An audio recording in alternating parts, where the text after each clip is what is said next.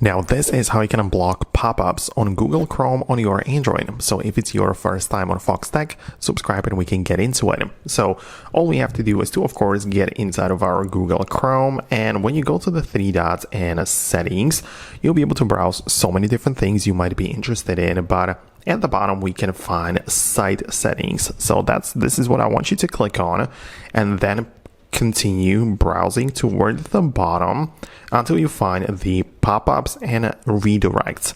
And when you click there, you have like two options. You can allow it or not allow it, really. So sites can send pop-ups and use redirects, and then the other option is don't allow sites to send pop-ups and use redirects.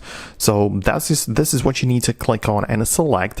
Outside of that, we don't really have more options to block it. So that would be like the only way you can really make that work if you want to stick with the Google Chrome, because of course some different web browsers and different choices on the Play Store, if you want to download them, might have different settings. But when it comes to Google Chrome only, these were the only things we can really do about it. So that's all I wanted to show you and explain in this video. I hope that I was able to guide you through it. Let me know what you think below, and I'll see you later in the future uploads.